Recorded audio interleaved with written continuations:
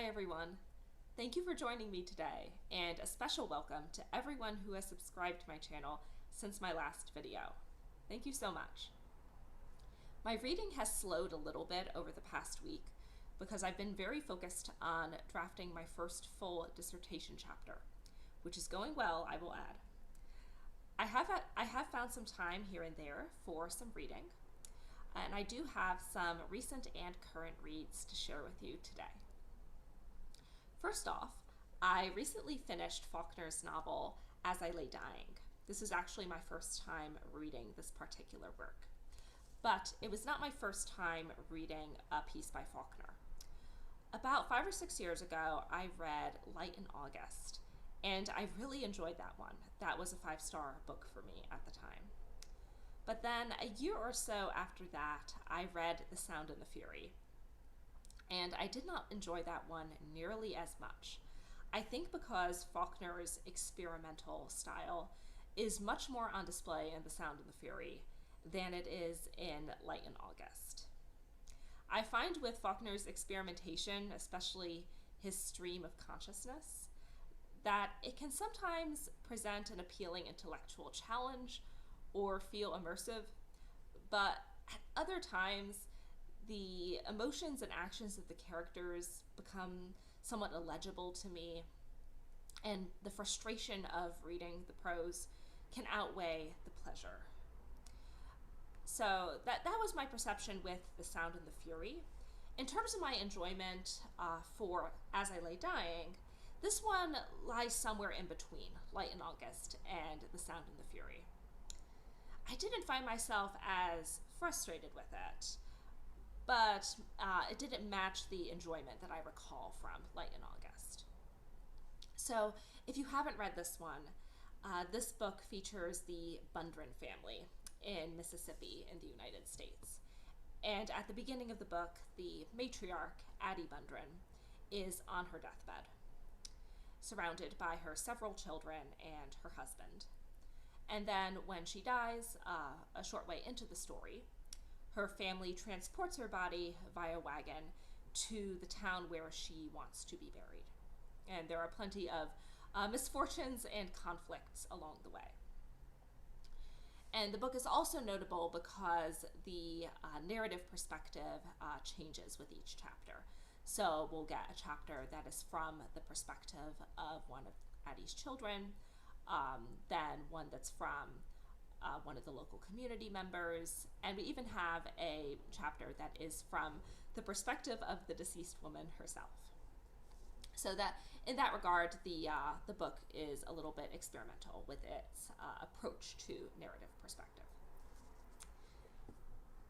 I did find my interest in the story waning a little bit toward the midpoint. But one of the scenes toward the middle of the novel pulled me back in, and that is the scene where the family crosses a river with Addie's body. We know leading up to this scene that there has been a lot of rain over the past several days. The river has overflowed its banks, the bridges are rendered inaccessible, but the family is still determined to get Addie's body across this river so that she can be buried in the place where she wants to be, or she wanted to be when she was alive. So there's a lot of suspense as we build up to this pivotal scene. And sure enough, things don't go well for the family. There are a number of negative consequences to their decision to cross this river. And I found that the urgency of this scene really pulled me in and motivated me to stick with the story until the end. So I am happy that I read this one, even though it's not a new favorite for me in terms of enjoyment. And I'd even be open to rereading it a little bit later on to see if my opinion changes upon re-encountering the story, knowing what is ahead of me. So next up, you might recall this one from my BookTube newbie tag. This is Willa Cather's novel, Sapphira and the Slave Girl. This is one of Cather's later works of fiction from 1940. Now, I am quite familiar with Cather's work. I have read several of her novels and short stories. I have actually visited her archives at the University of Nebraska-Lincoln.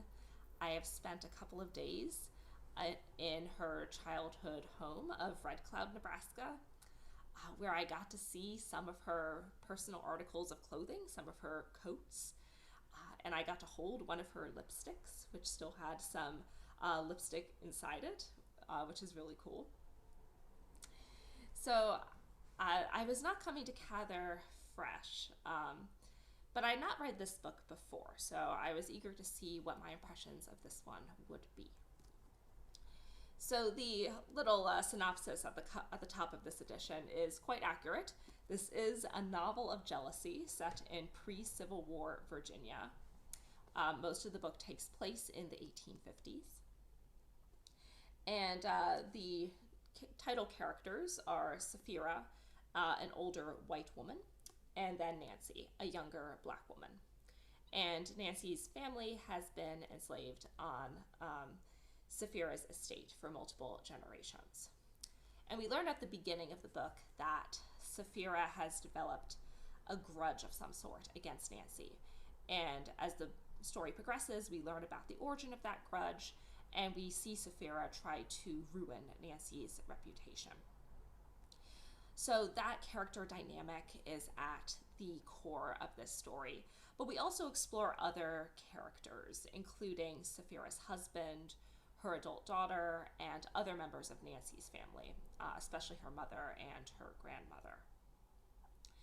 And as is true for me with other works by Cather, I found these character studies really fascinating. Cather's descriptions are so evocative. They pulled me right in from page 1. But I will say that Cather's nostalgic tone made me a little bit uncomfortable as a reader, because it's applied to the antebellum American South with its ingrained practices of slavery. If you've read any other works by Cather, or if you've read this one, you'll know that there's this tone of fond retrospection that can imbue her writing, especially her depictions of 19th century America. And as I said, when applied to a society that is so steeped in the racist practice of slavery, I found that nostalgia a little bit uncomfortable. But I will say that the narrative is quite sympathetic toward the black characters in the story, Nancy and her family, and is also sympathetic toward Sapphira's husband and daughter, both of whom have serious qualms about slavery. And as another note, after the publication of Sapphira and the Slave Girl, Cather received a letter from Langston Hughes, who, if you might know, is one of the major literary and cultural figures of the Harlem Renaissance. And he personally praised Cather's depiction of race in Sapphira and the Slave Girl, which makes for a fascinating endorsement of the novel.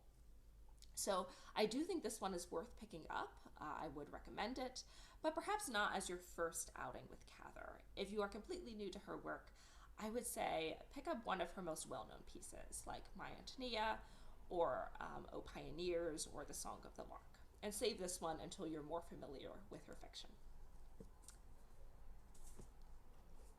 Pivoting a little bit toward nonfiction, I wanted to discuss some of the things that I really loved about Black Pulp, which again you might recall from my BookTube newbie tag. This is a work of academic nonfiction by Brooks E. Hefner, and it covers genre fiction in Black periodicals during the early to mid-20th century. So pieces of romance fiction, crime fiction, speculative fiction that were often serialized. They appeared in installments in newspapers and magazines. Now, Hefner makes the really interesting argument that these works of so-called Black Pulp are presenting an alternative to the genre fiction that appeared in newspapers that were dominated by white writers and that targeted white audiences, and that typically featured exclusively or near exclusively white characters. So pieces of genre fiction in African American periodicals presented an alternative to the white-dominated periodical industry, or aspects of that periodical industry that were dominated by white writers and figures. But on the other hand, Hefner also argues that pieces of black pulp provided an alternative from the canon of African American fiction that was developing at this point in literary history. Now, if you remember or recall a book like Native Son by Richard Wright, those works of canonical African American fiction were often realistic or even grim in tone. They were engaged with depicting realistically the oppression of racism, and they could be quite naturalistic or deterministic, which is especially true of Native Son. So genre fiction, meanwhile, could be more lighthearted or hopeful in tone, offering an escapist alternative to those more hard-hitting works that were also circulating at the time. Now, the chapters in this book that I think make it really worth reading are the 3 chapters that each deal with a specific genre of black pulp. So there's a chapter devoted to romance fiction, one devoted to speculative fiction, especially dystopian stories, and then one that looks at black action heroes. So heroic figures fighting crime, some of whom could even be considered superheroes. Each of those chapters was so fascinating, especially because Hefner interweaves a lot of examples. He explores a lot of different stories and texts and uses plenty of illustrations of the pieces of pulp. So those chapters, I think, make this book really worth reading, worth your time. And I would recommend picking it up if the topic interests you. Okay, that's it for my little wrap up of the books that I have recently completed. Now, I have a few books in progress that I'll also share with you. As we speak, a heat wave is descending upon my region, so I should have some substantial time over the next few days for some air-conditioned reading. First of all, I want to finish another work of scholarship. This is a rather provocatively titled book called See Me Naked: Black Women Defining Pleasure in the Interwar Era, and this is by Tara T. Green. I'm almost done with it, just one more chapter left. And it's about black female figures, especially public figures and entertainers, during the 1920s and 1930s. And Green is looking at how they created agency for themselves and defined pleasure, as the title indicates. I'm quite enjoying the biographical details of this book, but I do have some notes on it that I will share with you in my next recent reads once I finished it. I am also making my way through this bestseller from the 1940s. This is a novel called Knock on Any Door by Willard Motley. It's not quite a mammoth, it's 500 pages, but it is a chunker. Now, this book is about a young Italian-American man named Nick Romano. And at the beginning of the story, he is a model American child. He is an altar boy, an obedient son, but he falls in with the wrong crowd. And at the point of the story where I'm at, which is still quite early on, he has just returned from reform school and has rejoined his family, who are now living in Chicago. And I believe that Nick Romano's life will continue to go downhill from here. From what I have learned about this book, the ending is going to be pretty grim. So I'm excited to see how we get there and what I think of the plot. And then finally, I wanted to get in some reading for Private Eye July. So on my Kindle Paperwhite, I plan to read one of the Nero Wolfe novels. This is And Be a Villain, which is, I think, the 13th installment in the Nero Wolfe mystery series. Now, I've read other pieces of classic mystery fiction, such as Agatha Christie. I read quite a bit of Agatha Christie in high school. I've read a fair amount of Dorothy Sayers, a little bit of hard-boiled crime fiction from Raymond Chandler and James M. Cain.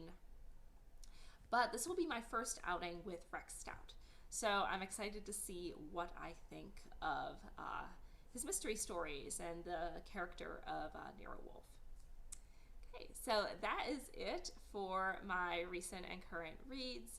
Let me know in the comments if any of these books interest you or if you have your own thoughts on any of them after having read them. And I will see you in my next video. Thank you.